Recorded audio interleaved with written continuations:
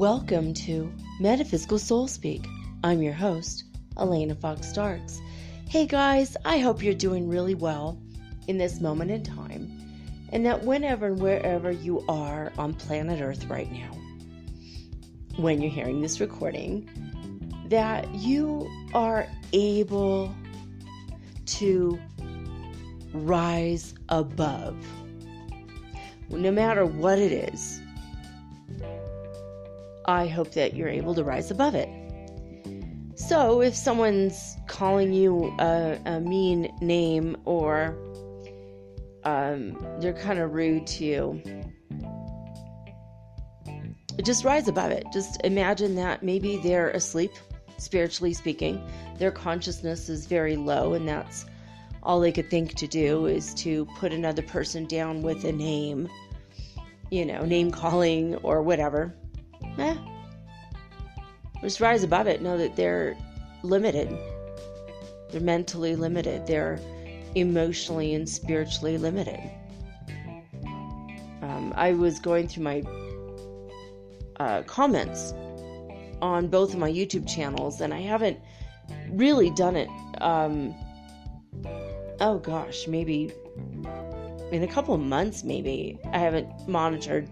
I forgot to monitor my YouTubes for comments, and on two different videos, two different people had said something really super mean about me, and I just went, all right, well, they're limited people, and I just deleted the comment because I didn't want the negativity. And in one case, it was a swear word. I just didn't want that to affect anybody else, it didn't really affect me, because who the hell are they? They don't even know me. If I was their sister or their mother, they would defend me to the death, you know what I mean? But because I'm just some random person on YouTube, they felt like taking whatever they're going through out on me by saying some pretty nasty stuff. So I just rose above it, I don't care. Whatever. But I don't need to see it ever again. I could delete it. I am the moderator of my of my world, right? I am the moderator of my part of my world, right? Just like you are. You are the moderator of your life. If someone calls you a name or a word or something that you don't like, you could just blip, delete them, delete them out of your life, delete them off, could delete, report, and block on any website. And if it's someone you know in person, you can always just cut them out of your life, and another way you could rise up, the other things I mean about rising above, not just that. So if it's a personal problem you have with someone, you just cut them out of your life, period. Now if it's someone that's your Aunt Tilly, and she's making really annoying comments on your Facebook feed, you can actually delete somebody's feed from your site without blocking the person, in case it's someone that's family and that's going to cause a stir that you don't really feel like causing. You could just delete somebody's feed off of your feed. I have an aunt that does a lot of positive Republican and anti-witchcraft type of postings, and it's dude, I have no interest in that. It's literally going against every single thing I believe in. And I didn't want to hurt her feelings. I didn't delete her from Facebook because she is my aunt and I love her, even though doesn't believe the same stuff I do. And she is spiritually asleep. She's not aware of anything spiritually. I've tried to talk to her about something very basic, like auras. And she's like, oh, I don't believe in that crap. Oh, And I was just well, cool. Whatever. Might have even been something more innocuous. I think I talked to her about that, and then maybe reincarnation. 85% of the United States, people in the United States believe in that. So I thought it might be a good chance she does, and she didn't, and she had to, and it wasn't I don't believe in it. It's oh, I don't believe in that crap either. That's just total BS, And it was just whatever, it's cool. You can believe what you want. That's fine. You know, I know the truth and reality is that people are reincarnated again and again and again. You know, but some people actually come here, they have one life, they go back and they go, ooh, nope, not for me, God, sorry, I don't ever want to go back to that really horrible planet. So some people, they don't really progress, but they don't really come back, so they're just kind of hanging out in heaven indefinitely. That does happen. It's rare, I think, but maybe not. I don't know. You know, I haven't taken a poll. I haven't gone to heaven and taken a poll. Show of hands, how many people came once and said, no, hell no, never going back, right? But so that's how you can rise above those social media annoyances. You know, if it's somebody on that you don't know, you could just delete them. But if it's a family member, just block their feed from your view. You know, you could totally do that. And if you get a lot of negative postings from random people that you've added over the years, you could just stop. You could just cut them out, delete, whatever. But what I found on Facebook, and I go on Facebook like maybe once every 6 to 8 weeks now. I barely ever go on Facebook. I do go to like Messenger and I answer my messages every single day, but I don't go on the actual Facebook page anymore.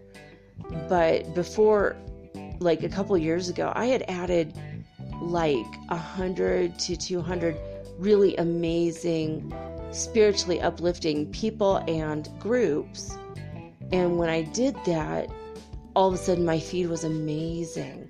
And then all of a sudden the ads were about like crystals and like jewelry that's like Buddhist or yoga or just really uplifting ads suddenly, you know. So, you know, if you want your feed to be better, if you do go to Facebook often, and it is a good place to go and contact your people, especially during the time that we're in right now. So that's one aspect of the rise above. The other aspects I'm talking about are kind of along that lines is the conspiracy theory stuff, right? It's very easy to get sucked into a 3D world with a conspiracy theory. Ooh, they did that. Oh, someone said that. Oh, I heard this. Ooh, there's a patent on that. Sure, I've heard all those things. You know, regarding the virus, I think that, yeah, it's man-made. That's why there's a patent on it. You know, I don't think the patent belongs to the bat or that weird-ass creature they say, Panelin, or I don't even remember the name, just I didn't even know that thing existed. I was like, what the hell is that? It was just like kind of like an anteater armadillo mixed with a snake. I don't even know what the hell that thing was. Anyway, you guys even know what I mean? Panelin, I don't remember. It doesn't matter because obviously the animal doesn't hold the patent. It's a person holds the patent. And I was just, the whole thing is, so what, right? Whether it came from Mother Nature or God, which it did not, or it came from an evil genius in a laboratory, it doesn't matter where it comes from, because the fact of the matter is it's out now and we just have to protect ourselves. So instead of buying into the energy, just, so what? Rise above that, because you deserve to have your heart to yourself, your mind to yourself, your soul to yourself. And you don't deserve to have it hijacked by the least common denominator of our society. You know, the people who are scared and they're running around like super upset, super worried. God, please protect us from this, you know. God, please, I'm a victim. Energy. You need to rise above that if you are to achieve a mindset of peace and calm. And if you want to rise above that fear energy, the worry energy, you know, I don't even want you to think about, you know, there's a lot of people going, well, if you have the fear, then you're feeding them. And then they start going into listing all the different types of beings that you could possibly be feeding with your fear. So, you know, it doesn't even matter, does it? Are you going to be like, well, if it's a demon feeding on my fear, then okay, whatever. But if it's a cabal person feeding on my fear, I definitely don't want that. Like, you know what I mean? Like, does it freaking matter who's feeding on the fear? Does it matter if someone is or isn't feeding on the fear? Is that going to play a factor in as to whether or not you feel the fear? Well, of course not, because you don't want to feel the fear, right? The goal is to feel love 100% of the time. That's the goal. So I'm going to talk to you about worry, okay? Worry and fear, right? It's all kind of hand in hand right now with this stuff. So, all right, so this is the deal. There's something else. Okay, God's telling me to tell you guys something else. All right. There was something about empaths and people who want to fix things. And the people that will, like, codependently want to just do everything to make everyone else feel better at their own personal expense, right? So I saw I can't remember who put it out there. If I remember later, I'll tell you guys. But there's a lot of these spiritual memes, and I don't know, is there like a website that has these spiritual memes? Because, I mean, I have people that are picking up the same memes, and I have like 5 or 6 different Instagrammers are actually putting out the exact same meme. When you go to mine and you see my memes, they're ones that I made myself. Maybe that's why they're not so terribly professional sometimes. You know, if you ever go, well, that was a little awkward looking, it's because I made it myself. You know, not only do I make the art, I usually make up the phrase.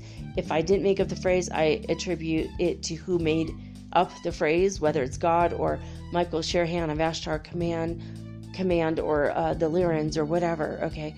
So, I don't steal videos from other people like Feel Good. I have a few people on my feed that started stealing his videos. I don't do that, you know. I put up my own stuff. But, and I don't pull out these spiritual memes randomly and add them to my Instagram, which, by the way, is Mermaid Girl 888. But I have been doing these, I just want to uplift you guys and help you to rise above, right? So I have different ideas and different things that keep coming up for me, or things that keep coming up in my feed, because I feel like, okay, if people are like complaining about relationships a lot, maybe there's something about relationships we need to talk about, right? So, you know, that's my way of rising above that energy. Like, you know, if it gets too bad or too negative, I'll just delete the person now. I have no qualms about that. I don't feel like I'm hurting anyone's feelings, because it's one of those, if you resonate, stay with it. And if you don't resonate, then you don't need to deal with it anymore, right? You know, you don't have to, write on my YouTube channel that I'm a this or a that, you know. Just don't friggin' listen. It's not your podcast, you know. Go listen to Haunted Stories or some crap. I don't know. You know, it's like, no, my stuff is really, my stuff is deep. You know, a lot of the stuff that I bring up is like really powerful and really deep, and it's not everyone's ready for it. You know, a lot of people that are in the spiritual and New Age community don't want to hear the stuff yet. They will. Maybe in a few years I'll go, oh, I get that now, right? But so I try to have my stuff at every level, though, just because I want everyone to be able to relate to at least some parts of every episode, right? You know, and I love all of you guys, whether you relate to me or not. You know, it's not necessary to relate to everything I say, obviously. So, you know, whatever resonates, take it with you. And whatever you don't quite get, or you don't understand, or you don't really believe it's true, that's fine. You don't have to carry that with you, right? But, so, if you are an empath like me, I've been feeling all of the frickin' symptoms of coronavirus without, thank you God, without the pneumonia, although I did have pneumonia like 3 weeks ago. 3.5 weeks ago, and I took prednisone for it. It was viral pneumonia. It wasn't bacterial because I didn't go on antibiotics, and I still got better. That's how I know it was a virus and not bacteria. I mean, hell, maybe I did have it. I don't even know. But I had all the symptoms of it. And I talked to a registered nurse today about it because I found some people that make house calls here. Oh my God. It's like, it's so amazing. It's so marvelous. It's like, hey, 1800s, thank you for sending your ideas to the future, at least in Ecuador, because I actually found someone who could come and give me a pneumonia shot. I haven't had one in a while. And I did just have pneumonia, so I'd really like to not ever have it again, at least for the next 5 years. But, she said, yeah, it's funny, you have all the minor symptoms of COVID-19, but you definitely don't have it because it's progressive. It gets worse and worse and worse, and the fever doesn't go away. It goes away for a day or two and then comes back, and then it gets really, really, really bad, and you would get progressively worse. And since you did not, then you don't have it. So I'm like, I'm an empath, so I must just be taking people's pain from them and shouldering the burden from them, which is what empaths do sometimes. If you're a physical empath, I'm a physical empath and an emotional empath. And so I take on sometimes mental. I have taken some mental stuff from people and channeled it out. I just channel it out. So I had a fever for 24 hours, and then I was fine. It's like, well, that's weird. I wasn't even sick. I was felt crappy, and then after one day I was like, oh, I'm totally better. So I've been asking God, please just help me take this stuff out of my body and remind me I'm not sick. It's just that I'm taking it from other people. Just keep reminding me, because then I could be like, oh, all right, channel it out quick. But if you're one of those people that you feel like you have to fix people, or you're codependent and you want to help, and you're maybe at risk yourself, but you feel like, well, better me than someone else, so let me, buy the groceries for all my elderly neighbors. Look, you need to stop, especially if you're at risk. If you're not at risk and you're fine and you've already had it and you've gotten over it, keep wearing that mask. But yeah, by all means, get back out there and help people if you can. You could still get another strain of it though, so be very, very careful. But you need to figure out how to nurture yourself, love yourself, and rise above the fear of it, and rise above feeling guilty about not doing enough for other people. Because just staying home, you're saving the lives of 59,000 people. Remember what we went over last week? It sounds almost impossible, but if you keep going out, every time you go out, if you have it and you don't know, if you're a carrier and you don't get sick, you have a potential of giving this to 3 people every time you go out. Even if you wear a mask, right?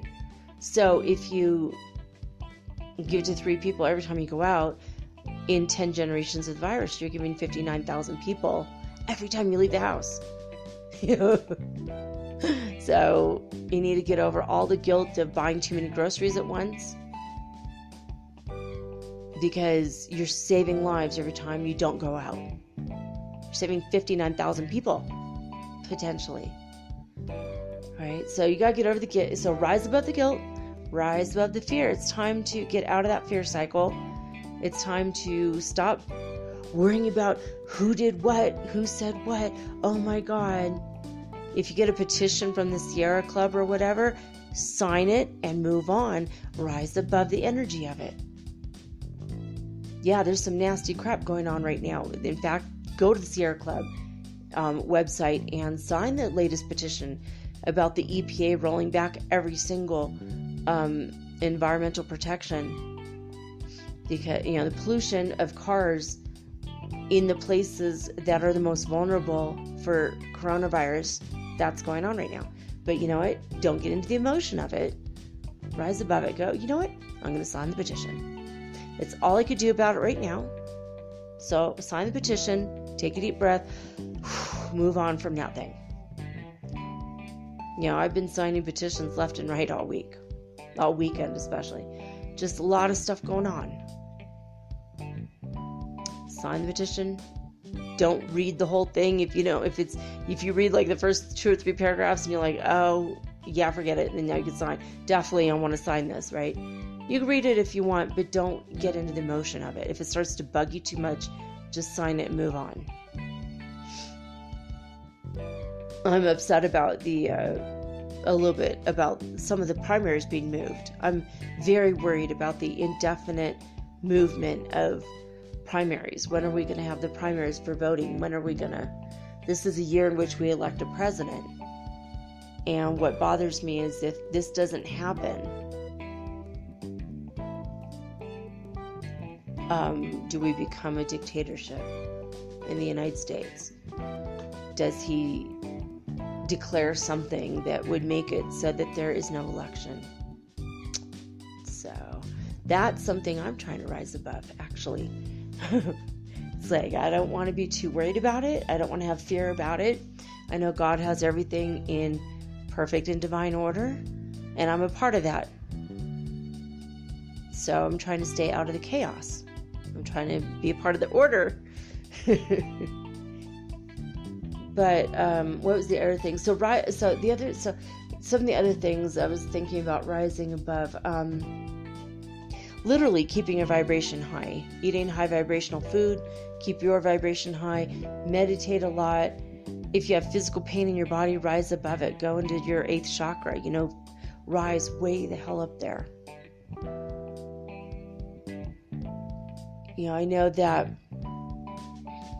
over the past, 2 or 3 weeks, I've been just, probably three weeks about, I'll feel the physical pain in my body and just, I rise above it. Like, okay, I'll do my stretches, do a little bit of exercise or whatever to kind of work out the kinks.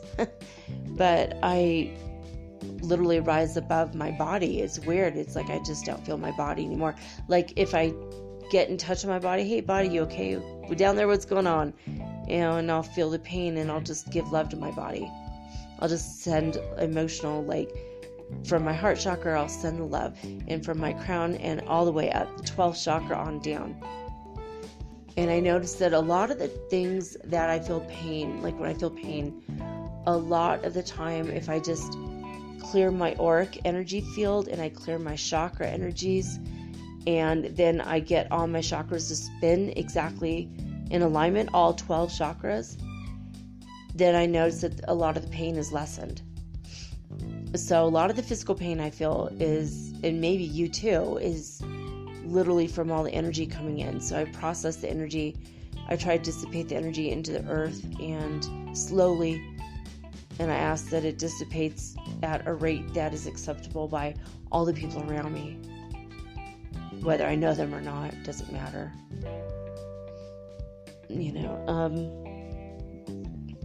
We're in some really strange and crazy times, but you just have to rise above it, I've had absolutely pure and clear energy moments, even up to like an hour or 2 hours where I'm just feeling bliss and nothing else, and I've risen above all of it, and then I've totally forgotten that it even exists. I've had moments like that over the past week because I'm learning to rise above it, and I know you guys are too. I feel that a lot of your energy patterns are clearing up, especially the more you stay at home by yourself, or you stay home with your roommates or your friends or family. It's like, all right, this is, I'm tired of feeling the fear. Okay, you're going to let it go. I'm tired of feeling the energy of the he said, she said, can you believe that happened in the news? And I'm tired of feeling the energy of the conspiracy theories. Sometimes they're not theories. Sometimes they're straight up conspiracies. But wallowing in the mire and the muck and the 3D reality and the duality of that, us versus them. it's not doing you any spiritual favors to stay stuck in that negativity, in that energy. It is very negative. So what I'm asking you is to give yourself permission. And I give you permission if you want it from me. You don't need it from me. You're a sovereign divine being. But you should give when you're ready, you can give yourself permission. Shouldn't tell you what you should and shouldn't do, but if you want peace, if you want joy, if you want happiness, if you want to just be in the wallowing of the fifth dimensional energy, and the love vibration all around you, what is surrounding you at all moments and always has been, I'm asking you to rise above it. Rise above the duality of the world that keeps trying to suck you back into itself. And the Arcturians, just through Daniel Scranton, put out a message just like a few days ago.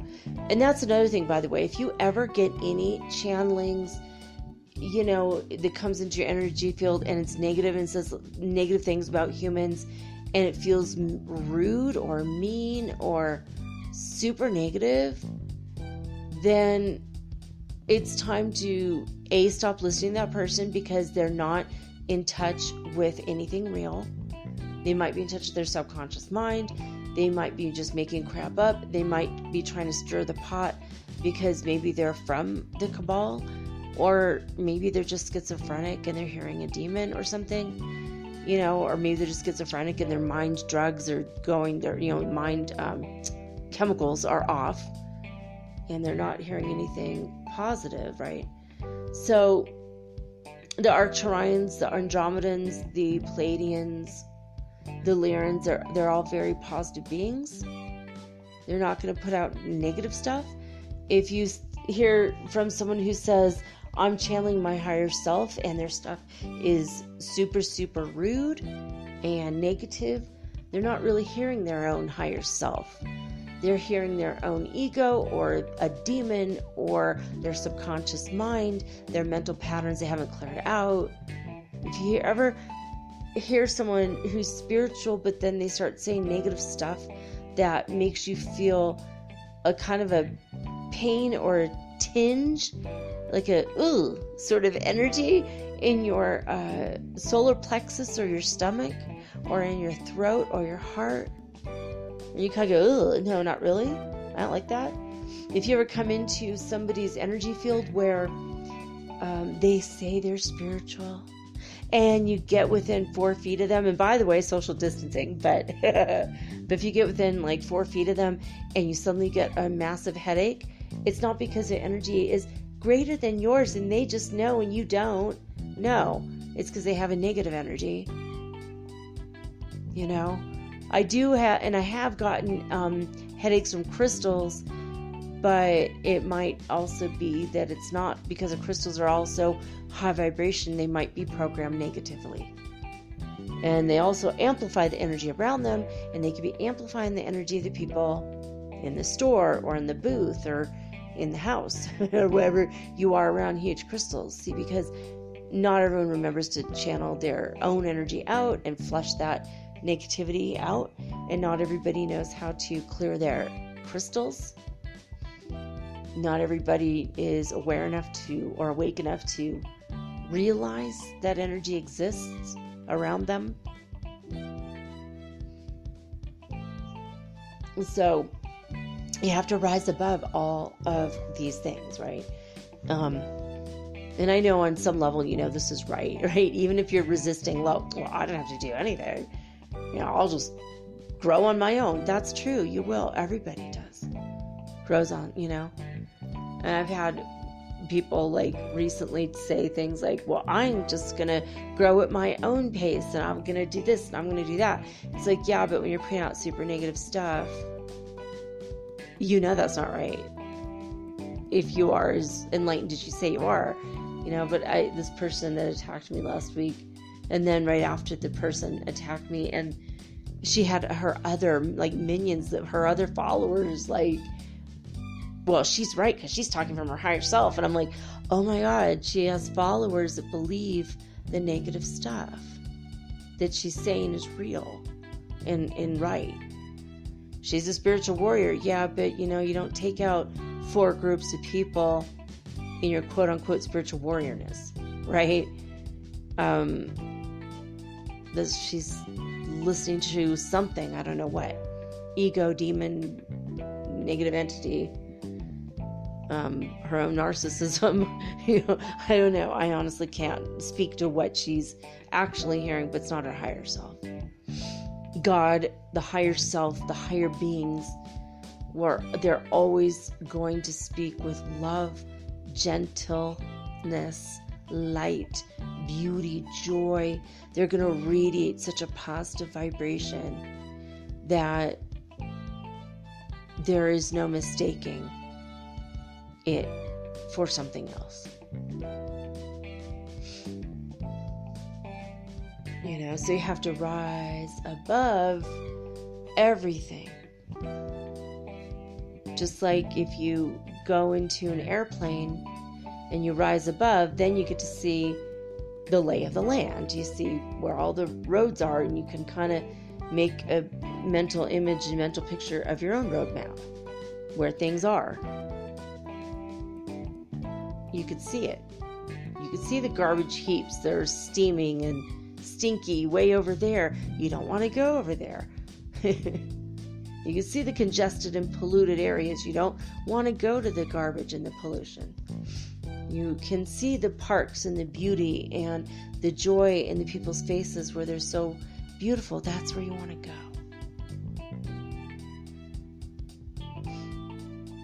I mean, if you're listening to me, that's where you want to go, right? I know if you're listening to me, you're like me, because we're resonating together. If you really like my message and you really like me, that means because you're the same as me.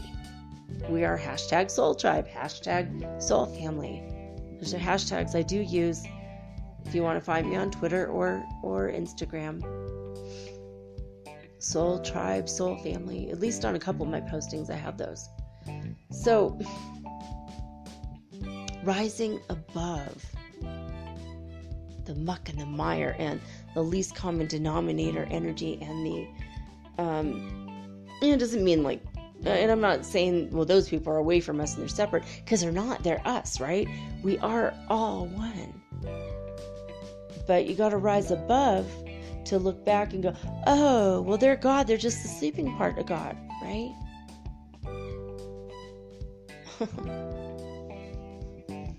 They're just the sleeping part of God,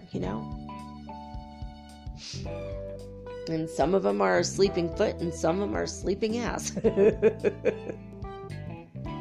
But it's okay. They'll wake up and they'll come back and be a part of the body of God again. And we'll all have a big laugh over it someday. Like we have to realize that all the people that we are labeling as evil and cabal and negative and whatever, if we label them as bad, away from us, not us. These people are my people and you are ick or yuck or bleh, right? I'm not saying to hang out with these people, okay? But I am saying that you have to rise above and see them the way God sees them. They're whips, they're works in progress. And that's okay, because you were once a whip and I was once a whip, right? We were all whips at one point.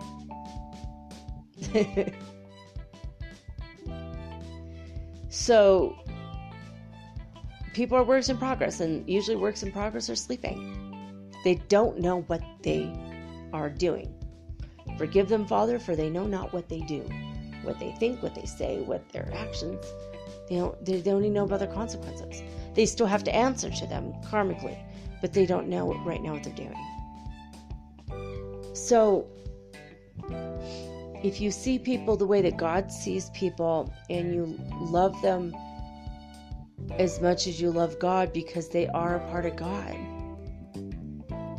Again, you don't have to invite them to your home. You don't need to engage with them at any.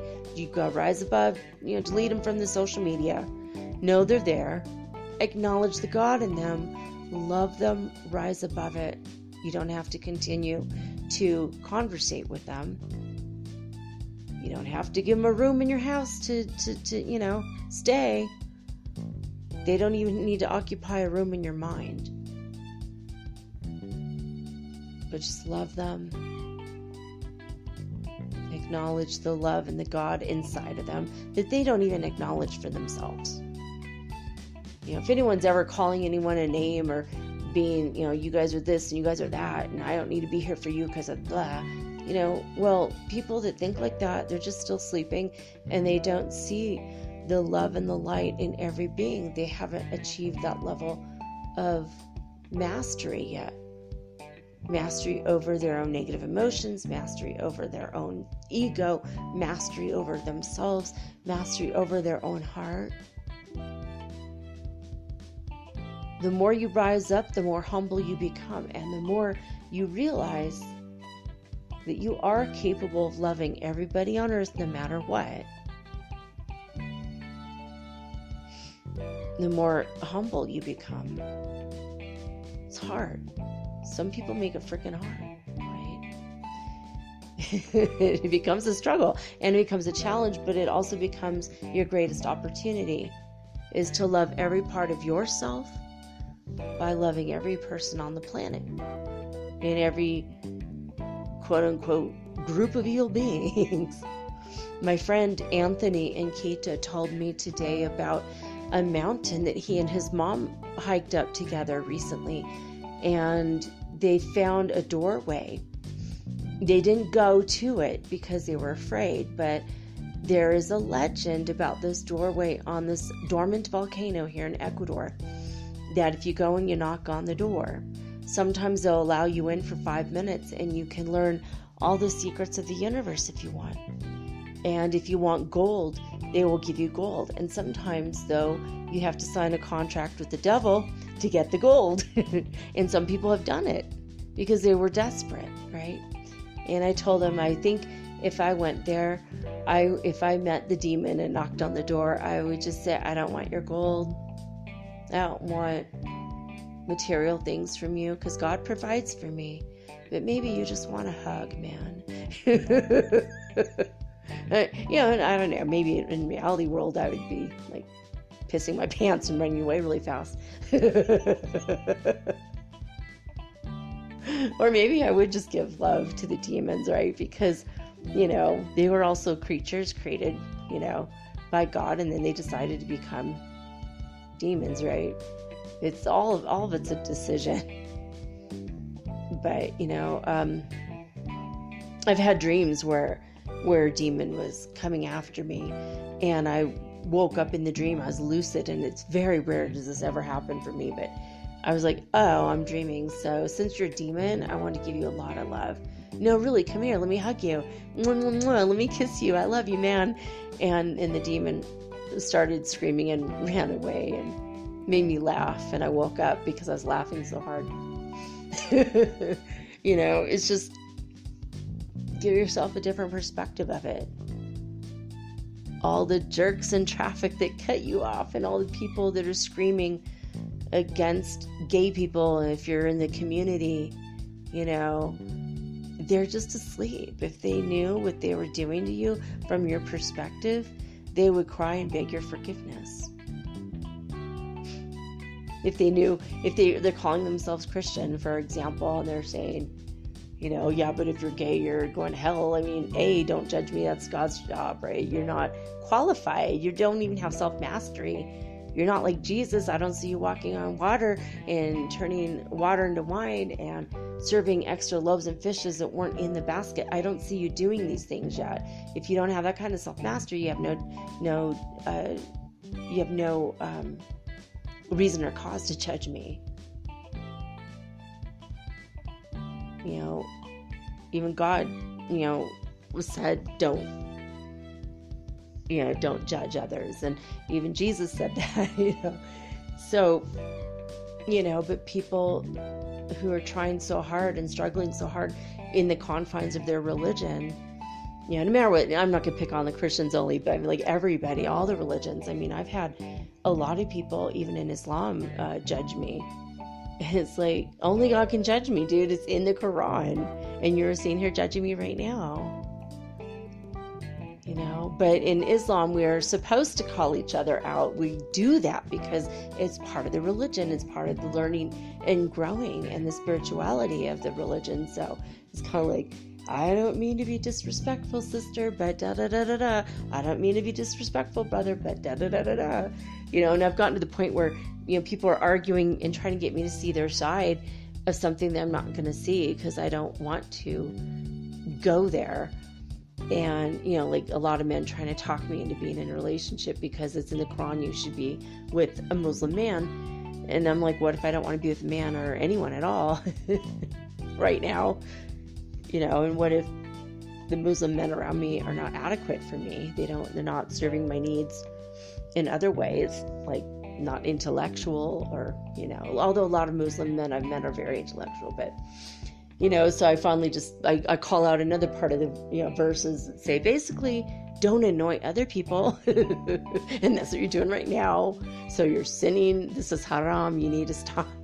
It's like ridiculous, but I've had to call upon that one several times. Now you're at the point of arguing religion with me and you're annoying me. So you need to stop annoying me because that's part of the religion. Don't do that.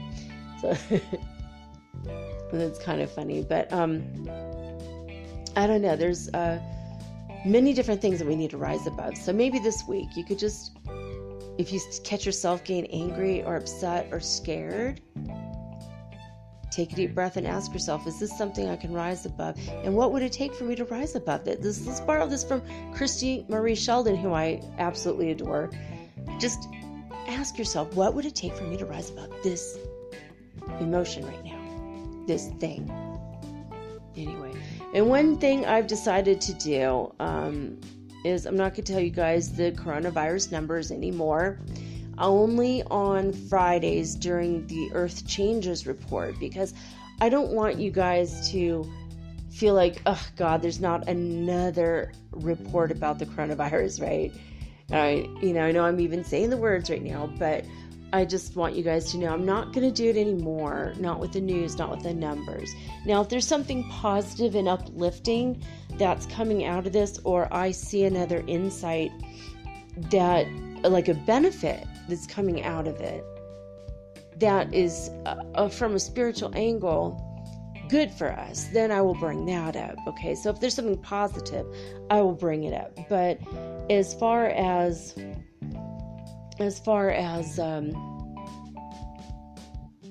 the numbers, I don't want to focus on it anymore. We focused on it for a while. Being in fear is something we have to face, and something that has been a part of not only the coronavirus, but just this part of the ascension. It's literally part of the ascension. So it's okay to feel it for a while. And I for one, I felt it a little bit here and there. Now I'm done. I'm over it. Don't want to feel it anymore. I want to feel the love. So I'm rising above that to go to the love, baby. That's where I want you to think about heading there with me. Yay.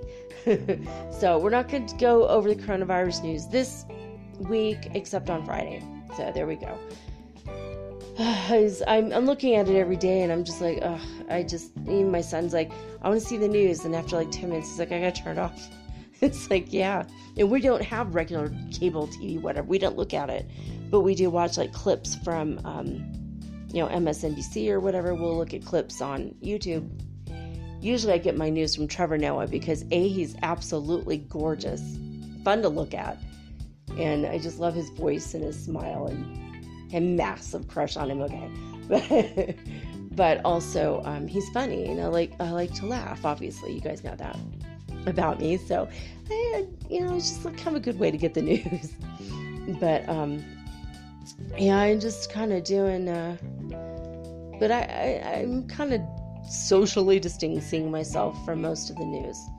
I'll look at something, I'll listen to a 3 or 4 or 5 minute clip 2 or 3 times a day, and then I just kind of watch a video about cats or an owl or Kyush, the stunt dog, which is one of the funniest. I love Alaskan Huskies. So anyway, that's just the way it is. It's just, I'm like distancing myself from even the news about it. Like today we had the first one in my neighborhood across the street. Someone went in an ambulance, and my son and I were like, oh man, let's hope it was like a stabbing or a heart attack or something. But they walked out on their own accord very, very slowly, and we just knew. So now we're praying for people. My son has a friend over there across the street in that building, and this person was on the same floor, because we could see as a light in the hallway went on. We're like, oh my God. So we're just sending love and light to this person that went. But, it'll get worse before it gets better. But, we just need to rise above it. Keep your energy high. Keep your vibration high. And don't focus on it. Oh, this is what I wanted to tell you guys. Okay, this is the thing that we need to know. There's no reason to worry, and this is why. And I've said this last year. Well, I'm going to say it again because there's a lot of new people. So welcome, you guys, if you're new listening to the show. All right, so there's no reason ever to worry about anything ever in your life. And this is why. Okay, no matter what it is in your life, at least you have your health. So whatever it is versus your health. Well, if you have your health, that's everything. So the other thing you don't need to worry about, because hey baby, you got your health. All right, well, what if you don't have your health so much? Okay, so maybe you're sick long-term or short-term. Well, what's going to happen? There's no reason to worry about your health if you don't have good health right now, because one of two things are going to happen. You're going to get better, or you're going to die. Now, if you get better, well, why? You got your health. Hey, at least you got your health. So your health is everything. There's no need to worry. You just got better. Well, what happens if you die? Oh, are you going to worry about that? No, God, no. There's no reason to worry about it if you die. And this is why. Well, maybe there's heaven and maybe there's hell, right? For one, I know that they both exist. So, because I've been to both places. I visited people in their own personal hells, right? Which, it's a topic for another day. But if you're either going to go to hell or you're going to go to heaven. Well, if you go to heaven, you're going to see all your family and friends there. So there's no need to worry. And if you go to hell, well, the doorway to hell is always open. So you can always leave and go to heaven when you're ready. So then you go see your family and friends, and there's no need to worry because you're filled with the love of God and your family and friends. No reason to worry. You could always come back to earth if you want. Okay? But what if you go to hell? Well, birds of a feather flock together, and if all your friends are in hell and because you did the same things they did, you're going to be surrounded by the people that love you anyway, your family and friends. So no need to worry. And as you guys leave one by one, you're going to go to heaven, and you're going to end up in a good place no matter what. At the very end. Yes, you will. So there's no need to worry. Your soul never dies. You're always alive forever. Now, I saw this on a poster years ago, and I modified it slightly right now. But don't you worry about it. Don't worry about anything. You're going to be where you need to be when you need to be there. If God calls you home right now, don't worry about it, because you know what? He's always going to give you a choice to come back. And if your body died, he will put you on a different timeline immediately. It's always a choice. At home with God in a life that never ends is the name of a book by Neil Donald Walsh, where he explains the quantum mechanics of death and dying and life and the matrix and all of it. Don't worry about it, guys, because you know what? Everything's going to be okay. Egg Bach. Forever Egg Bach. EGB okay. Everything's going to be okay. All right, so let's talk about what possibly might be affecting our physical bodies. We can always rise above whatever touches our bodies and bugs us. We can always rise above it energetically. Just go hang out in your 8th chakra, 9th, or 12th chakra. Get the hell up there, in energy, and you'll be fine. But this is what's going on in space weather, spaceweather.com. We have a solar wind speed of 476.4 kilometers per second. It's picked up since last week. And we do have a new little tiny baby sunspot. So welcome to the new baby formulation of a sunspot for solar cycle 25. It's the polarity is working with the new it's positive to the right, negative to the left, which means that is a solar cycle 25.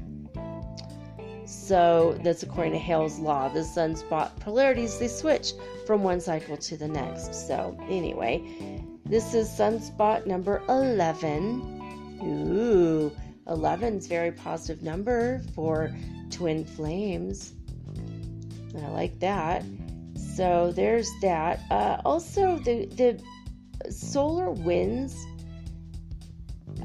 did over the weekend flow, and we will be getting them. Not only we just had them now today, we'll have a little bit flowing our way tomorrow, also Wednesday and Thursday. So 4 days in a row we have the potential of having solar winds.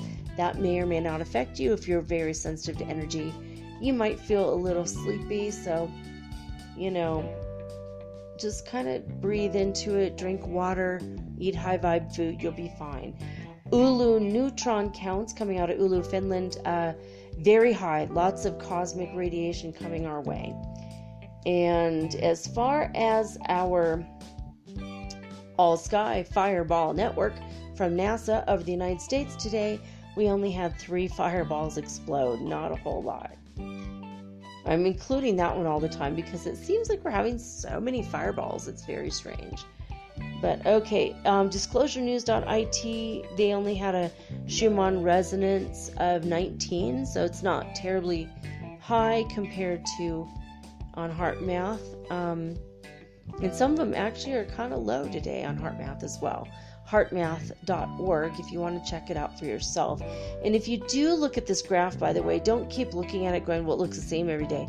You need to use the slider at the bottom and slide it all the way over to the right, and then you'll see it will expand, and you can always see, because there is data on here every single day, brand new.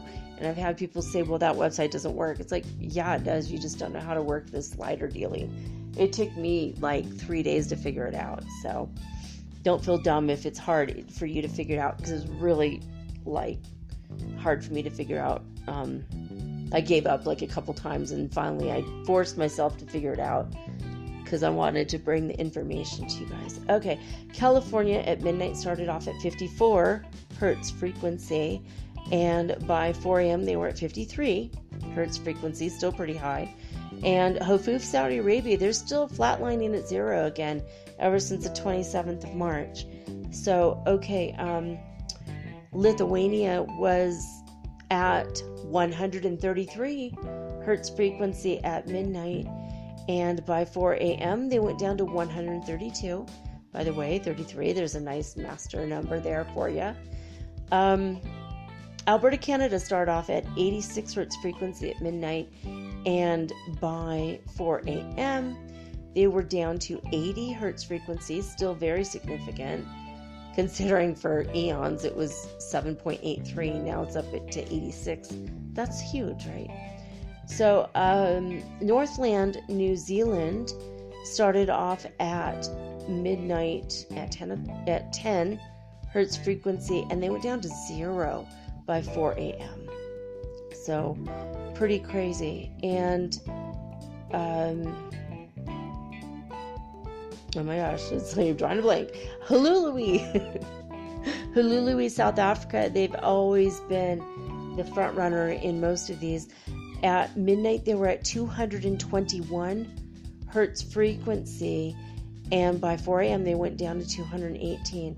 Now remember, at noon on the 27th, they were at 565.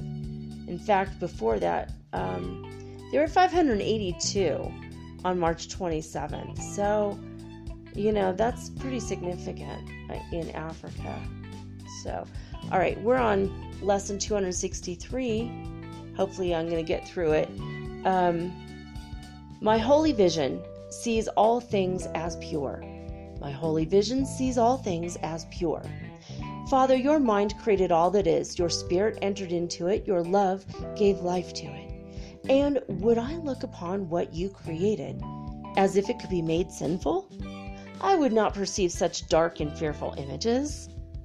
A madman's dream is hardly fit to be my choice, instead of all the loveliness with which you blessed creation.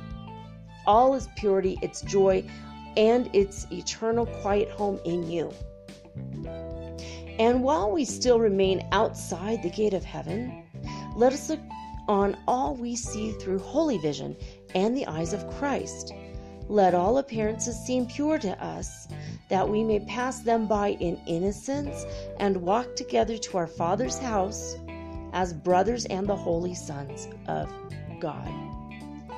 My holy vision sees all things as pure. Now again, this is lesson 263 from A Course in Miracles. And basically Jesus came back and spoke through a woman. And basically this is a whole purely channeled book so that all the Christians can unravel the Christianity parts of their belief systems that are no longer serving them. So it's a very holy book. It has a very high vibration when you hold it. acim.org is where you find these lessons. There's also apps. Just look up A Course in Miracles app wherever your Play Store is located, and there's so many. They're all for free. Anyway, I'm going to take a quick break, guys, and when I come back, I'm going to read the latest installment of Allan Kardec's The Spirit's Book right after this message.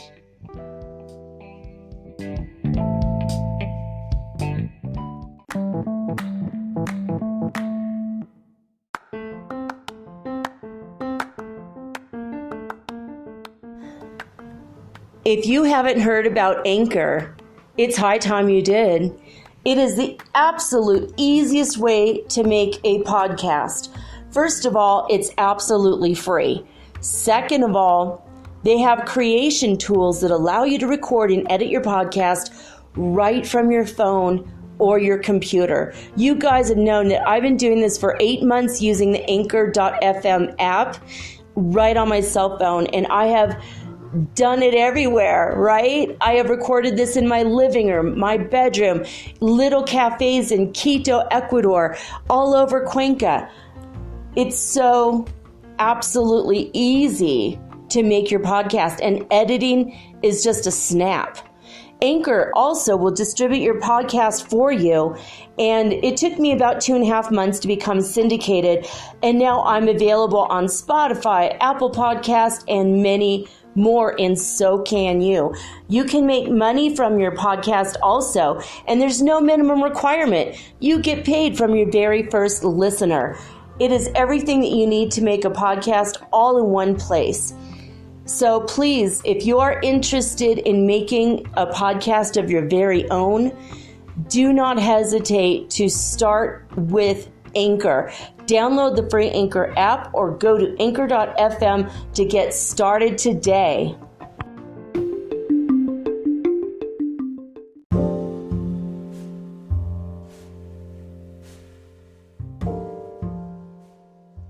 All right, guys, this book is written and published in Paris, France in the year 1857.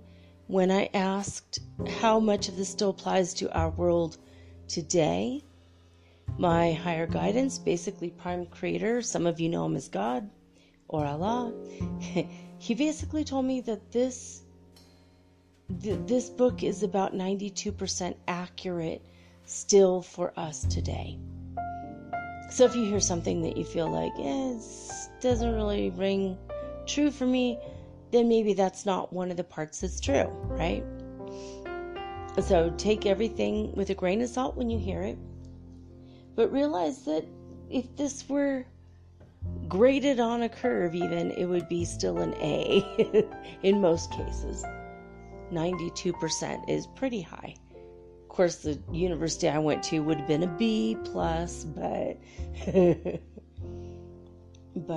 this was 163 years ago. So you have to consider Allan Kardec is the author, and he was a scientific researcher. And what he did was he was part of the Spiritist Society, and he was trying to look at a spiritual problem from a scientific eye.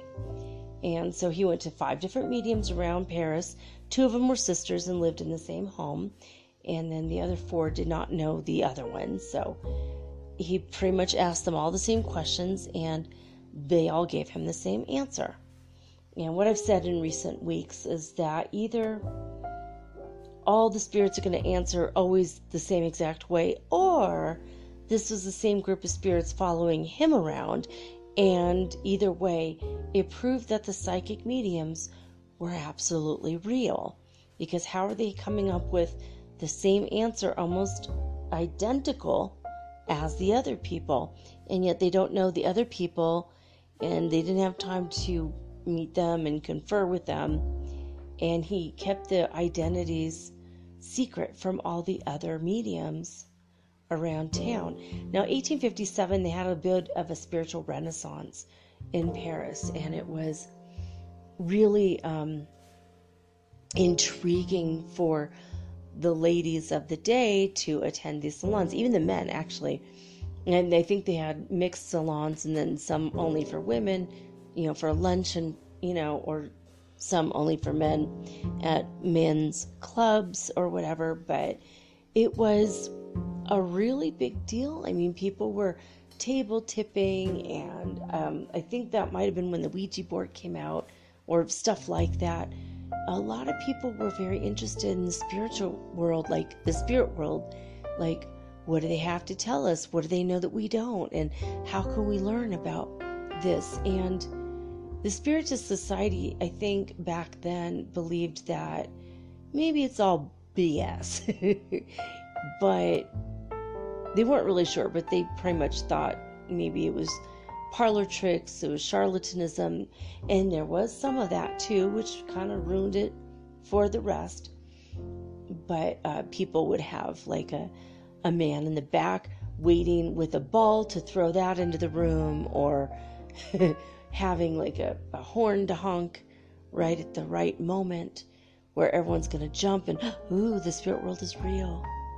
This kind of thing happened quite often, but Allan Kardec set out to prove that either they're all charlatans and there's no such thing as spirits, or there is such thing as spirits and all these psychic mediums are absolutely real.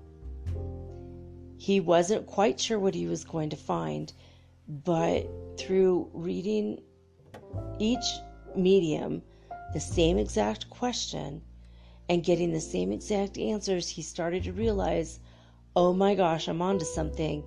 And he wrote a book, the Spirits book. And so, without further ado, we're going to get right into this right now. Where we left off last week is question 939. And this is about 1,000 questions. So we're nearing the end. We'll be there in a couple months. It's still going to take a while yet. But 939, let's see, I think we have about 75 or so, 75 to 80 questions left. And so we'll see how far we get through today. Now, the very first thing I need to tell you about this section for tonight is that this is the section and chapter of the book called Antipathetic Unions. And I was like, what? What does this mean? And so I looked it up.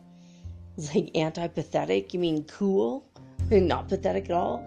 That's not what it means. So according to my Google research, this said that antipathetic, I don't know, I guess that's how you pronounce it, It's an adjective, and it means showing or feeling a strong aversion. It is human nature to be antipathetic to change, is their example sentence or phrase. And a similar word to this would be hostile or opposed to, or antagonistic, averse, ill-disposed, against, unsympathetic, dead set against, anti, or again, which is like the hillbilly version of antipathetic. All right, so here we go. Question 939 about antipathetic unions. Allan Kardec asked the question, since spirits who are sympathetic to one another are spontaneously attracted to each other, how is it that among incarnated spirits the love is often only on one side, that the most sincere affection is met with indifference or even with repulsion, and that moreover the liveliest affection of two persons for one another may be changed into dislike and even into hatred? So the spirits say to that, such a contrariety, contrariety, basically means contrary. And it's a very strange word. Such a contrariety, there it is, of feeling is a punishment, but only a passing one. Besides, how many are there who can't imagine themselves to be desperately in love with each other because they judge one another from appearances only, but who, when obliged to live together, soon discover that their affection was nothing more than a passing caprice? It is not enough to be taken with someone who pleases you and whom you imagine to be gifted with all sorts of good qualities. It is only by living together that you can ascertain the worth of the appearances that have captivated you. On the other hand, how many of those unions that seem at first as though they never could become sympathetic grow in time into a tender and lasting affection, founded upon the esteem that has been developed between the parties by a better and more complete acquaintance with each other's good qualities. You must not forget that it is the spirit which loves, and not the body, and that when the illusion of corporeal attractions is dissipated, the spirit perceives the real quality of the union into which it has entered. There are two kinds of affection, that of the body and that of the soul, and these are often mistaken for one another.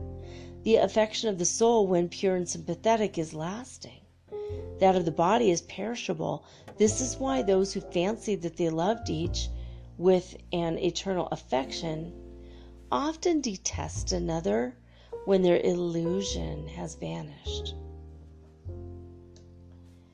Question 940. Is not the lack of sympathy between persons destined to live together also a source of sorrow, and that one is all the more bitter because it poisons an entire existence? And the spirits answer, very bitter it is, undoubtedly, but it is usually a misfortune of your own causing. In the first place, your laws are in fault, for how can you suppose that those who dislike one another can be intended by God to live together?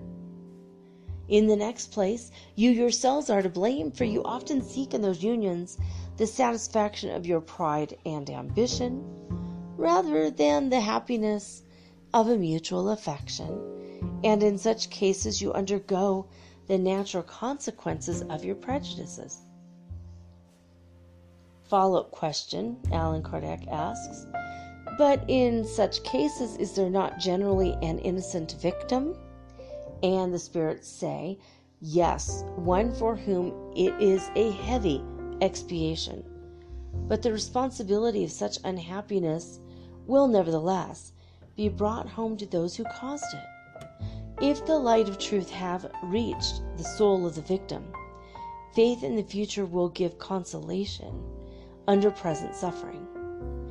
But the causes of these private misfortunes will disappear in proportion as your prejudices are dissipated.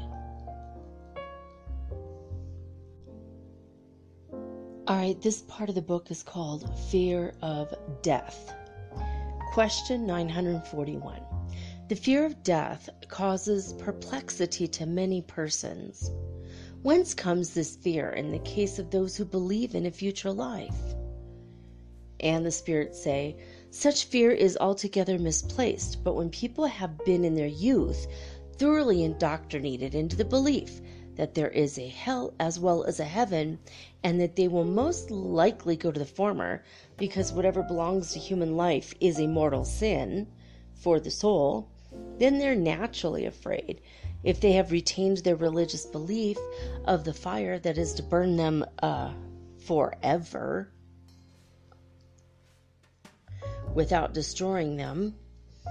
But most of those who are thus indoctrinated in their childhood, if possessed of judgment, throw aside that belief when they grow up, and being unable to assent to such a doctrine, become atheists or materialists, so that the natural effect of such teaching is to make them believe that there is nothing beyond this present life.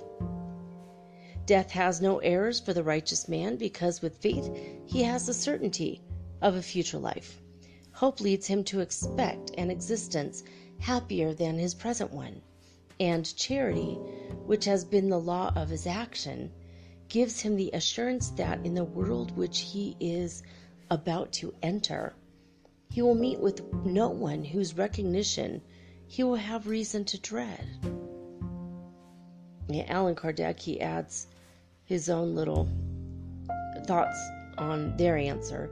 He says, the carnally minded man, who more attracted by corporeal life than by the life of the spirit, knows only the pains and pleasures of terrestrial existence.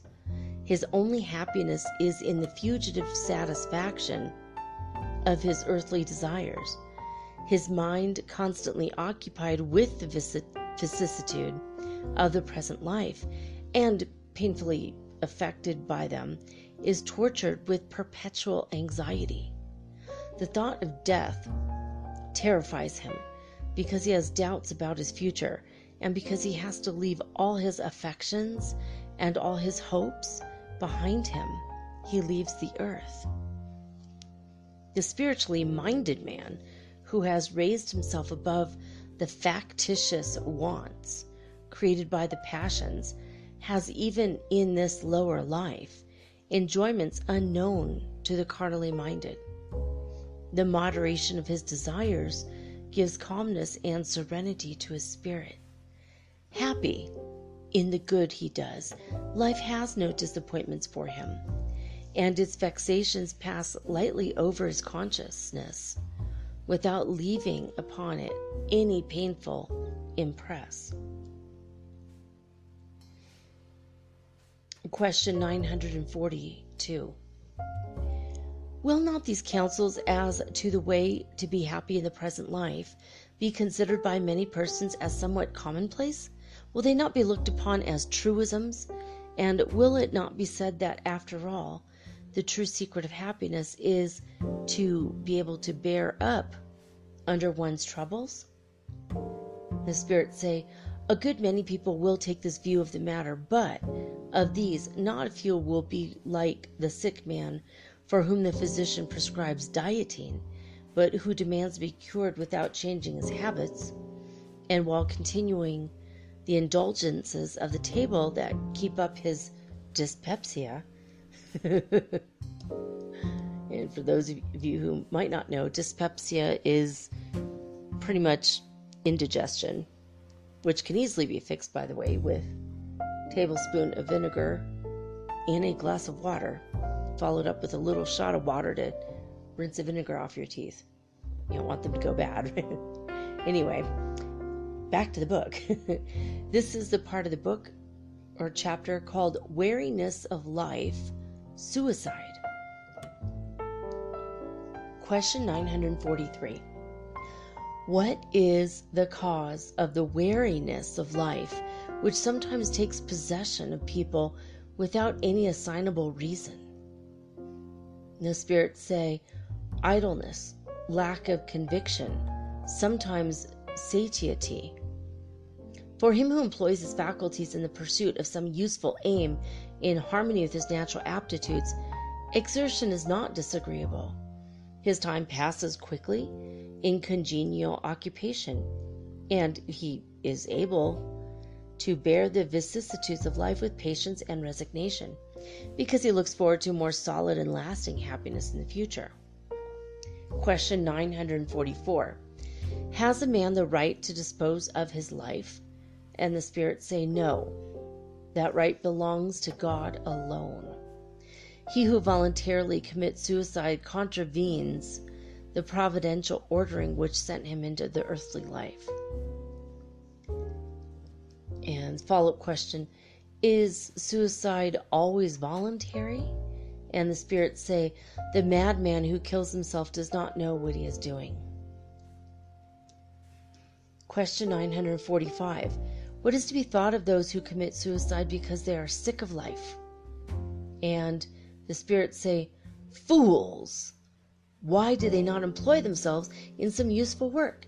Had they done so, life would not have been a weariness to them. Question 946.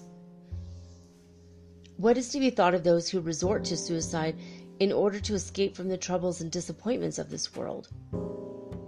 And the spirits say, they are weaklings who lack courage to bear the petty annoyances of existence. God helps those who suffer bravely, but not those who have neither courage nor strength. The tribulations of life are trials or expiations. Happy are those who bear them without murmuring, for happy will be their reward. Unhappy, on the contrary, are those who expect their well-being from what they impiously call chance or luck. Chance or luck, to borrow from their own expressions, may favor them for a time, but only to make them feel afterwards with all the more bitterly the emptiness of those words. And follow-up question, will not those who have driven an unhappy fellow creature to this deed of despair be held responsible for the consequences of their action? And the spirits say, yes, and indeed, heavy indeed will be their punishment, for they wilt have to answer for those consequences as for a murder. Wow. Question 947. Can we consider as having committed suicide the man who, becoming disheartened in his struggle with adversity, allows himself to die of despair? And the answer from the spirits say, such self-abandonment is suicide, but those who had caused the crime or might have prevented it would be more to blame for it than the one by whom it had been committed, and the latter would therefore be judged leniently. But nevertheless, you must not suppose that he would be entirely absolved if he had been wanting in firmness and perseverance, or had failed to make the best use of his intelligence to help himself out of his difficulties. And it would go still harder with him if he had been one of those whose intelligence is paralyzed by pride, who would blush to earn their living by manual labor, and would rather die of starvation than derogate from what they call their social position. Is there not 100-fold more nobleness and true dignity in bearing up against adversity, in braving the ill-natured remarks of the futile and selfish, whose goodwill is only for those who are in want of nothing, and who turn the cold shoulder to all who are in need of help? To throw away one's life on account of such people is doubly absurd, seeing that they will be perfectly indifferent to the sacrifice. Question 948. Is suicide as blamable when committed in order to escape the disgrace of having done wrong as when it is prompted by despair? And the spirits say, a fault is not effaced by suicide, which, on the contrary, is the second fault added to the first. He who has had the courage to do wrong should have the courage to bear the consequences of his wrongdoing. God is the sole judge, and sometimes diminishes the penalty of wrongdoing in consideration or of the circumstances which led to it. Question 949. Is suicide excusable? It says wizen. Maybe it means when. Let me read that again. Remember, this was written first in French, translated to Portuguese, and then translated to the English. So it's a little bit like playing telephone, and apparently a random German word gets thrown in. Wizen, W-I-Z-E-N. I'm going to read it as a word when. Let's see how the meaning changes. 949. Is suicide excusable when committed in order to avoid bringing disgrace on one's children or family? And the answer is, he who has recourse to such an expedient does wrong, but as he believes his action to be for the best, God takes note of his intention. For his suicide is self-imposed expiation. His fault is extenuated by his intention, but it is nonetheless a fault. But when you have got rid of your social prejudices and abuses, you will have no more suicides. Wow. You know what? Seriously, basic income, universal basic income for all, I think would really be helpful in curbing the rate of suicide. Because, you know, when you're at your wit's end and you have nothing to do to help yourself, you know. All right, anyway, Allan Kardec has his own thoughts on their answer. He says, he who takes his own life in order to escape the disgrace of a bad action proves that he attaches more value to the estimation of men than to that of God. For he goes back into the spirit world laden with his iniquities, of the means of atoning for which during his earthly life he has thus deprived himself. God is less inexorable than men often are. He pardons those who sincerely repent and takes account of all our efforts to repair what we have done amiss, but nothing is repaired by suicide. It's funny because a lot of people in relationship to the coronavirus, just in the past 48 hours, have actually committed suicide. Somebody in the German government was feeling guilty about, I guess, letting this get out of hand. Something to do with that. I didn't read the whole article. Committed suicide today.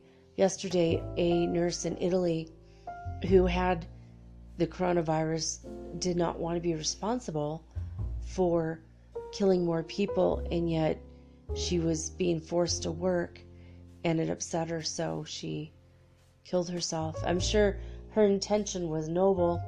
God will take that into consideration, but just don't ever do it, man. I've been tempted by it myself, I know, but it's there's always another solution around the corner. And if you step back and you take a deep breath and okay, something else is coming, and you know that in your heart of hearts to be true, usually within an hour or the next day, usually within 7 days, you will have something completely different that you never considered in a million years. It'll come your way. It'd be like a TV show or a commercial, or someone will say something or be on someone's t-shirt or bumper sticker, or you'll just get a flash of inspiration, or someone will say a couple words and you'll just go, oh, and the light bulb will go off, and whatever problem you were having, the solution will appear as soon as you make the decision to live and stay here. That solution's going to appear. I guarantee it every time. Question 950. What is to be thought of him who makes away with himself in the hope of arriving sooner at a happier state of existence? And the spirits say, another piece of folly. Let a man do good, and he will be much more sure of reaching such a state. His suicide will delay his entrance into a better world, for he himself will ask to be allowed to come back to the earth in order to complete the life that he has cut short in pursuit of a mistaken idea. The sanctuary of the good is never opened by a fault, no matter what may have been his motive. Question 951. Is not the sacrifice of one's life meritorious when it is made in order to save the lives of others or to be useful to them? It's not so funny because I just told you guys that story about the nurse. And the spirits say, incurred for such an end, it is sublime, but such a voluntary sacrifice of life is not suicide. It is the useless sacrifice that is displeasing to God, and also that which is tarnished by pride. A sacrifice is only meritorious when disinterested. If accomplished in view of a selfish end, its value is proportionally lessened in the sight of God. And Allan Kardec writes his thought on that. He says, every sacrifice of our interest or enjoyment made for the sake of others is supremely meritorious in the sight of God, for it is the fulfilling of the law of charity. Life being of all earthly possessions the one to which men attach the greatest value, he who renounces it for the good of his fellow creatures does not commit a crime. He accomplishes a sacrifice. But before accomplishing it, he should consider whether his life might not be more useful than his death. And honestly, guys, I think more often than not, the answer is yes, your life is way more useful than your death ever would be. Question 952. Does he commit suicide who falls a victim to the excessive indulgence of passions, which he knows will hasten his death, but which habit has converted into physical necessities that he is now unable to control? And the spirits say, he commits moral suicide. Do you not see that a man in such a case is terribly guilty? For he is guilty of a want of firmness, of the sin of bestiality, and of forgetfulness of God.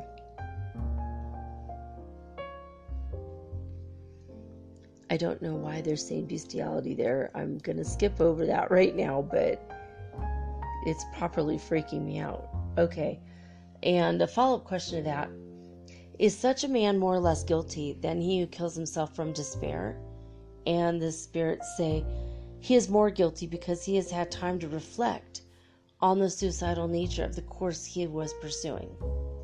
In the case of him who commits suicide on the spur of the moment, there is sometimes a degree of bewilderment, not unallied to madness. The former will be punished much more severely than the latter, for the retributive, I don't even know how to say that, retributive,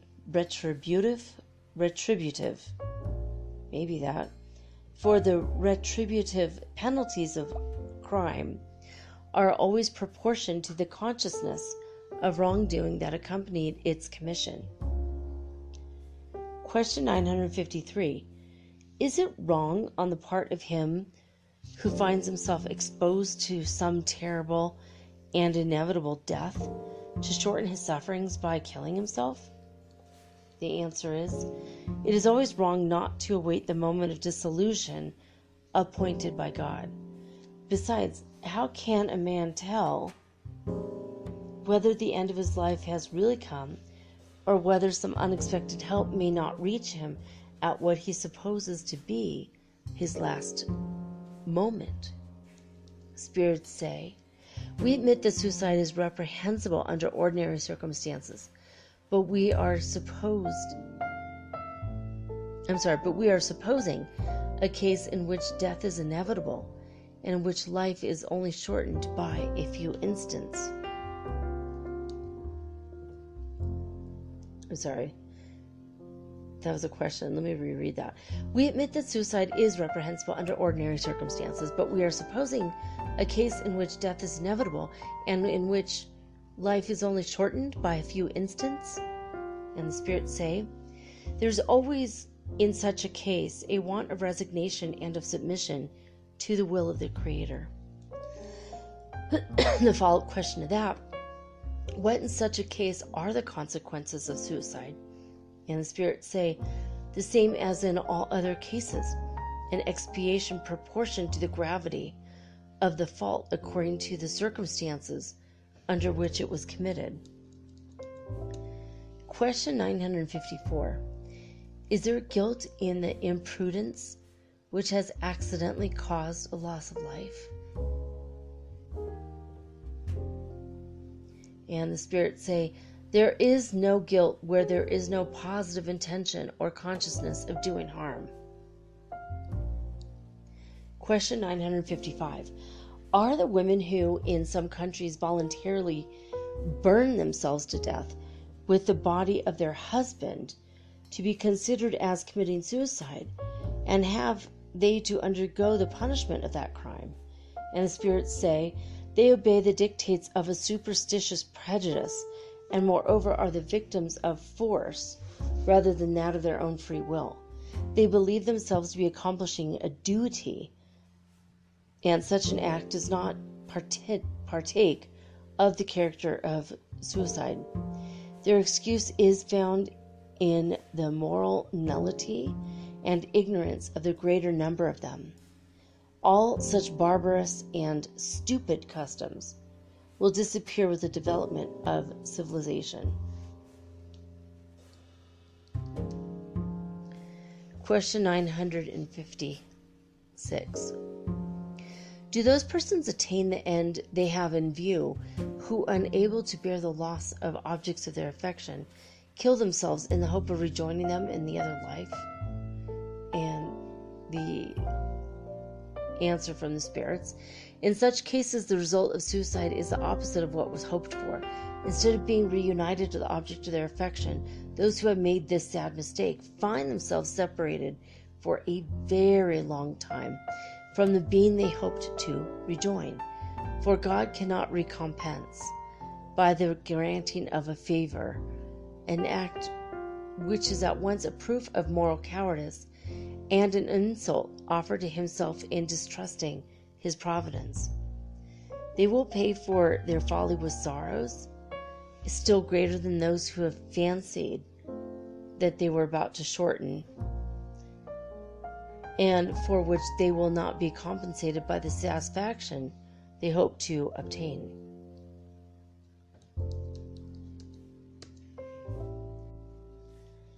Question 957.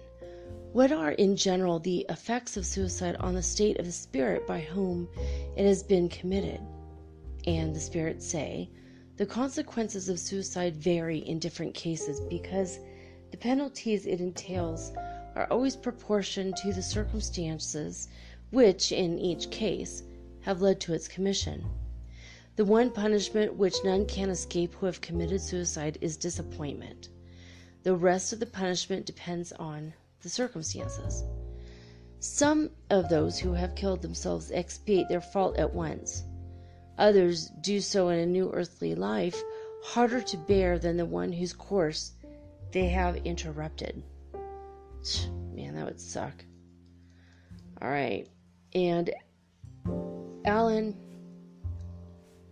Kardec, he himself has something to say about the answer. He says, observation has confirmed the statement that the consequences of suicide are not the same in all cases, but it has shown us that some of those consequences resulting from the sudden interruption of life are the same in all cases of violent death.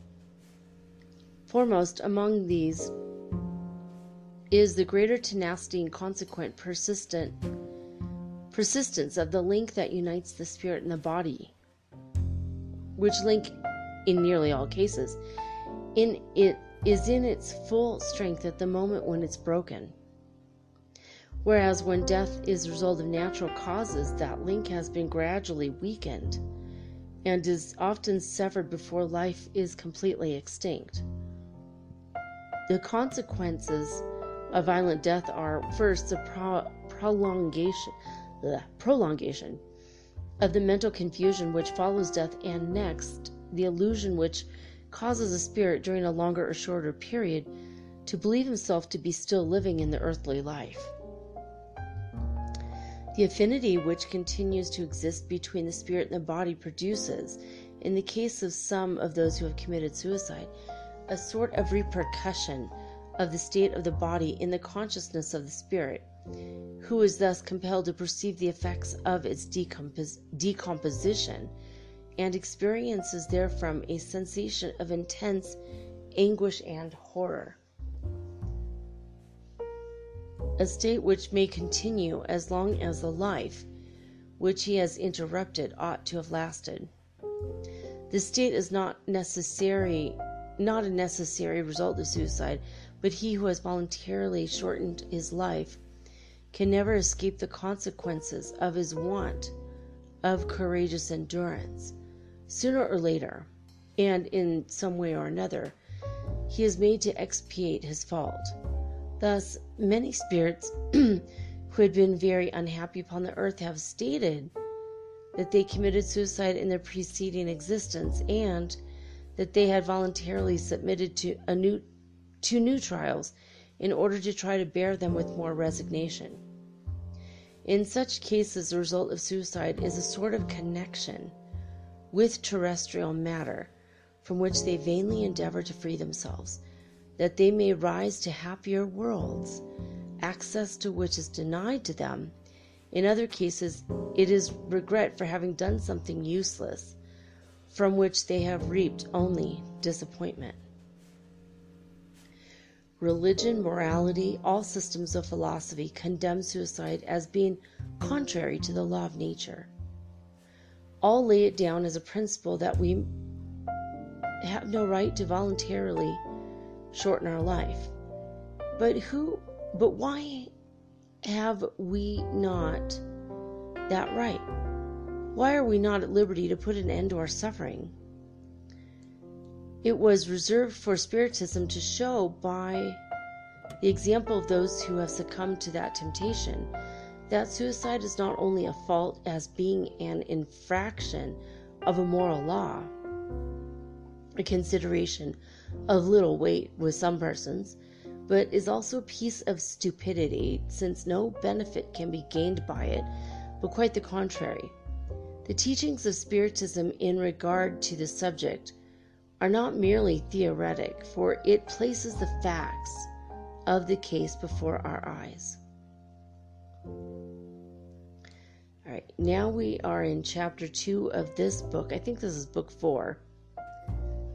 Obviously, this is very, very long. 1,000 questions. Takes a while. Anyway, this is chapter 2. And the big heading is Future Joys and Sorrows. And then the smaller headings are number 1, Annihilation, Future Life. Number 2, Intuition of Future Joys and Sorrows. Number 3, Intervention of God in Rewards and Punishments. Number 4, Nature of Future Joys and Sorrows. Number 5, Temporal Penalties. Number 6, Expiation and Repentance. Number 7, Duration of Future Penalties. Number 8, Paradise, Hell, Purgatory. Well, this is already shaping up to be an interesting chapter just by the headings. Whew. All right, I gotta tell you guys something. I stopped about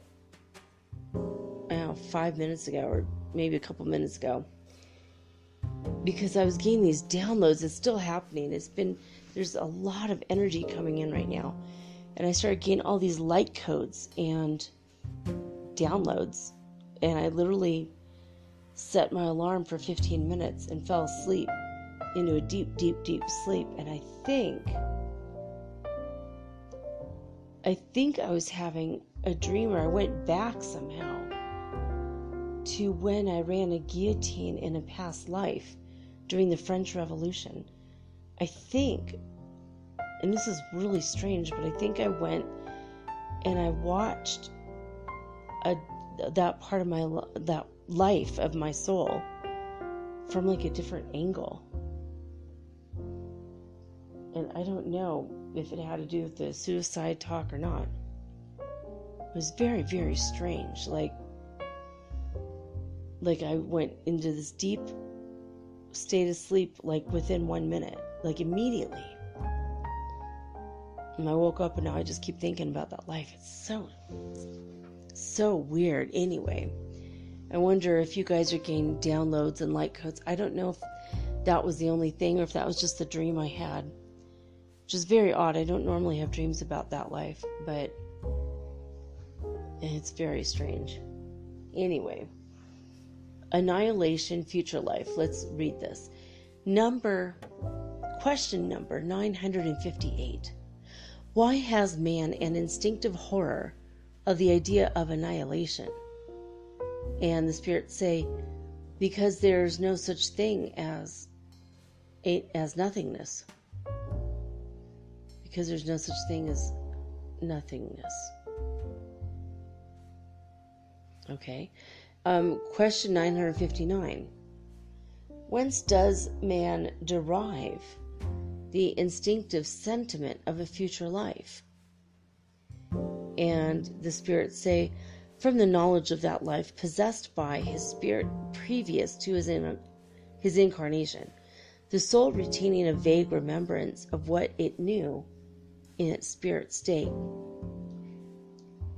And Allan Kardec, he adds his thoughts on this. He says, in all ages, man has occupied himself with the question of a future beyond the grave, and it is natural that he should have done so.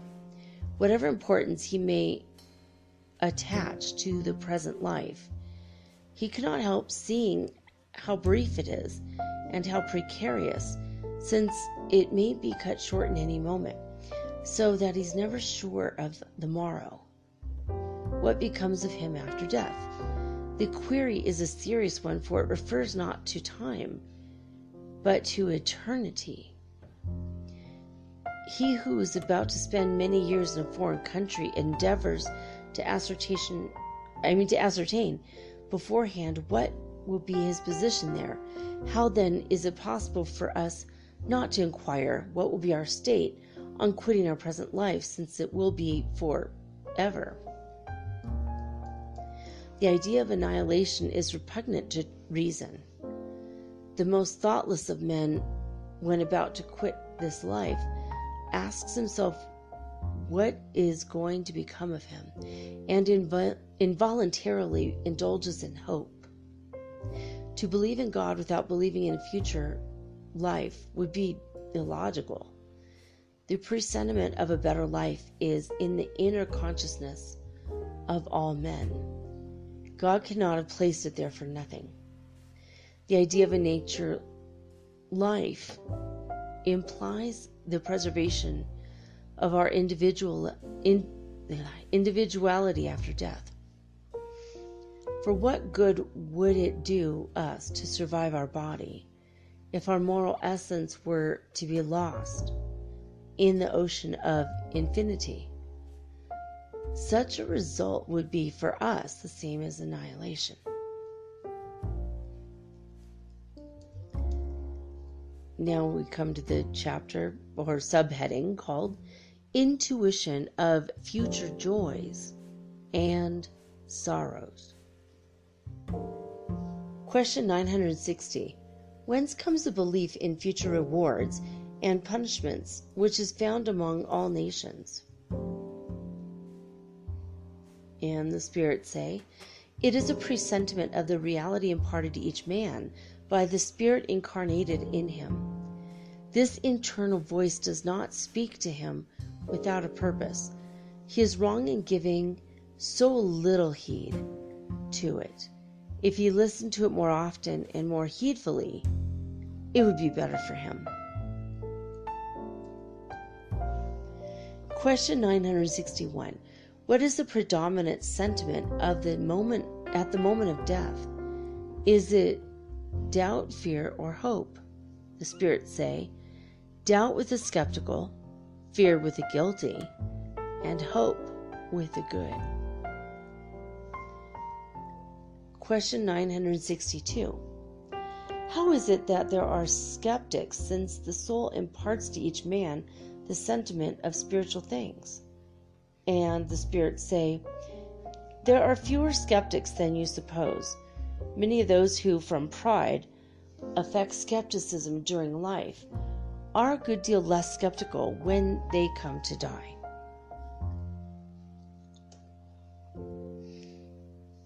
And, that reminds me of my friend, well, he's not my friend, he's my ex-boyfriend, who I never talked to because he was a really serious narcissist. Anyway, and his father might have also been a narcissist, come to think of it, but we were over at his dad's house one day, and his dad was like just a hardcore skeptic, and he just felt like none of it's real, heaven and hell, God, none of it's real. When you die, you're worm food, there's nothing more to it. And one day he said to me, he's like, I know I'm a skeptic and I'm a hard ass. And he was a district attorney for LA for many, many years. So definitely a hard ass type of person, right? So he told me one day, he said, I know I'm a hard ass, and I know I come across as sometimes a know-it-all, and I'm really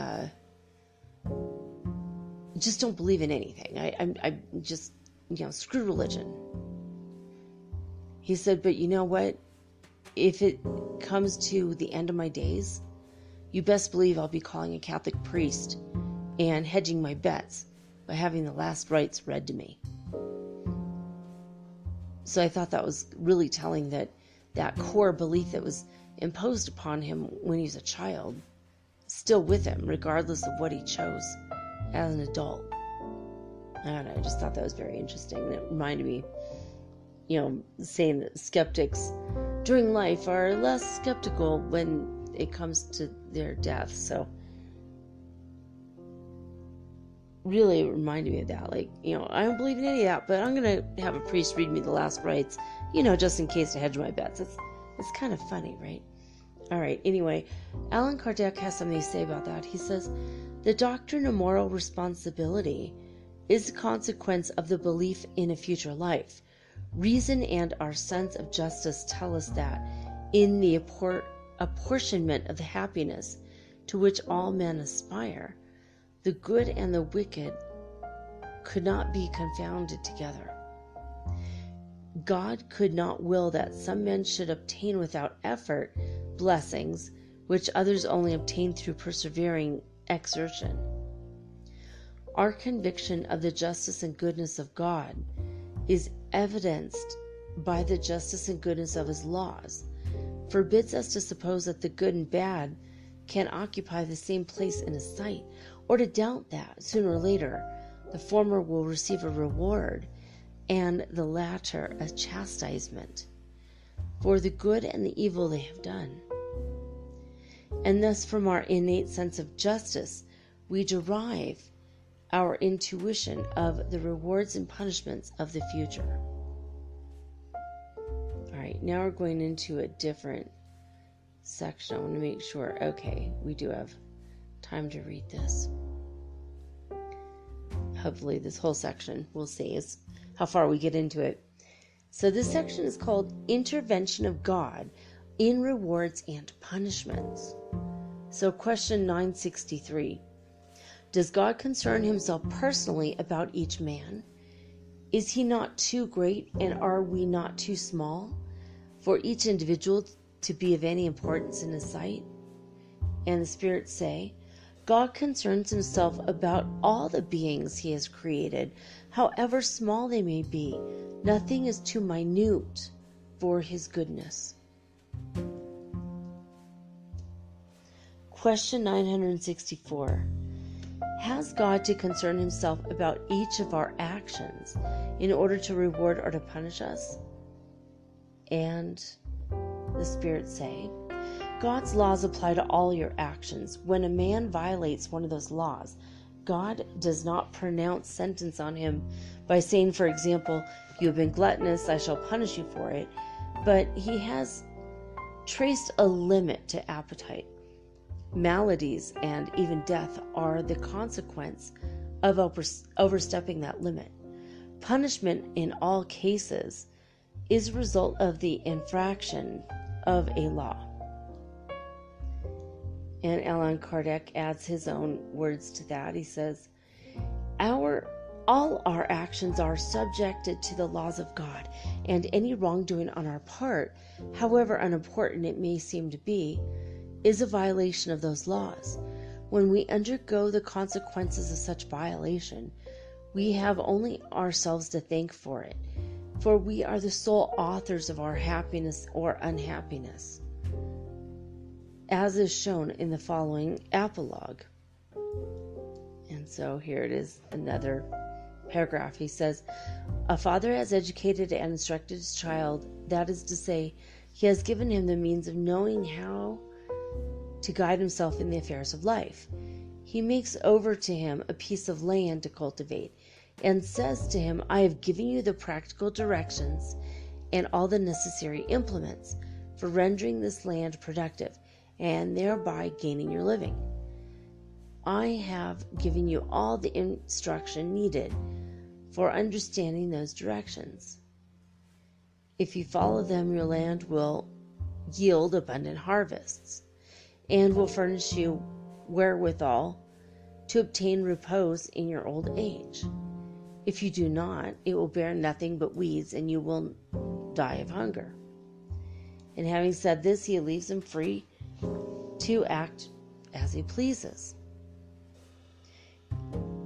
Is it not true that the land thus given will produce exactly in the ratio of the skill and care bestowed on its cultivation, and that any mistake or negligence on the part of the son will have an injurious effect on the productiveness? The son will therefore be well or ill off in his old age, according as he has followed or neglected the directions given him by his father. God is still more provident than the earthly father, for he tells us every moment whether we are doing right or doing wrong, through the spirits whom he constantly sends to counsel us. Though we don't always heed them, there's also this further difference vis-a-vis that if the son of whom we have been speaking has misemployed or wasted his time, he has no opportunity of repairing his past mistakes, whereas God always gives to man the means through new existences of doing this. All right, I'm going to stop here because I'm still getting these downloads.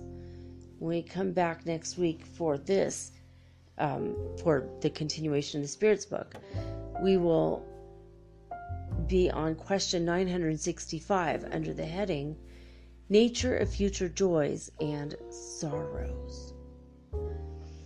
All right, guys, it's like I can't keep my eyes open. I'm so sleepy. And it's not a tiredness, though. I feel like it's really just these downloads, this massive wave of cosmic radiation. Anyway, I wanted to thank you guys for joining me today and always for listening to the show. I hope you enjoy it, and I hope it's entertaining. And I feel like I might have fallen asleep during part of this. Hopefully it wasn't too long of a gap. It's really strange. How can you be standing up, having massive tinnitus, and then all of a sudden I'm just going to sleep now? It's very, very strange. And I'm not being abducted, nothing like that. It's just this massive amount of light code information coming through me right now. And I'm trying to process it while talking. It's absolutely maddening. Anyway, So we'll pick this up where we left off next Monday. And basically tomorrow I will be back with all unique and original programming, just like always. I don't know what we're going to do tomorrow, but it's going to be something new and different. And that's it. I want to thank you in advance for liking, sharing, subscribing, and all that good stuff, as well as forwarding to all of your Facebook groups and your Instagram followers. Thank you so much for just getting the word out there and letting people know about the show. Thank you so much. I have seen an increase in the numbers lately, so I know that you guys are absolutely trying to help me, and I really appreciate it.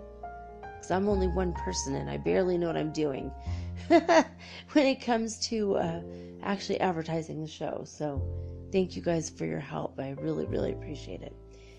Anyway, one last announcement, which I've announced a few times already, is you don't have to do anything about it right now, but if you feel like marking in your calendars July 1st, that is when my show, Metaphysical Soul Speak the Podcast, goes into voting to win a People's Choice Award. So if you believe I deserve it, because you love the show and you relate to it, just go ahead and vote for me in July.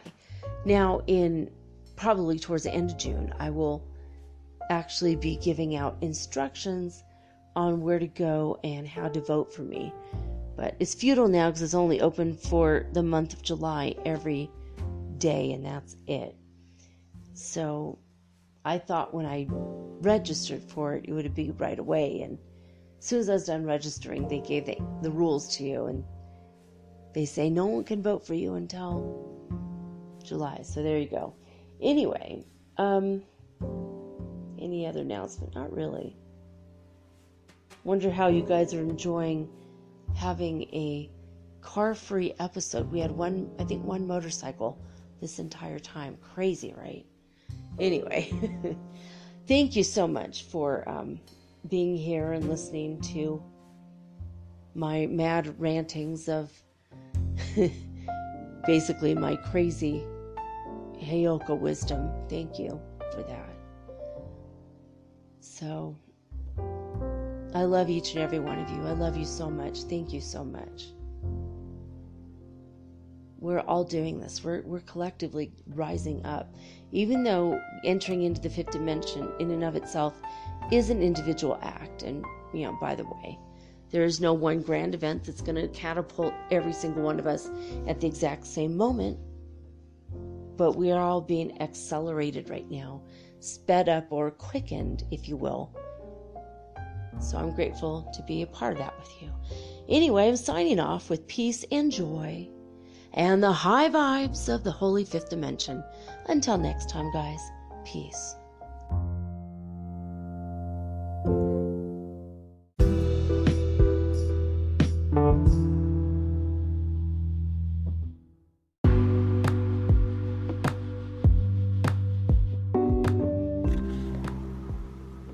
Metaphysical Soul Speak is run on sponsors and listener support. This means listeners like you. If you are so inclined to support my efforts and my little podcast, please visit me at anchor.fm/metaphysical and pledge an amount of your choosing today. Thank you.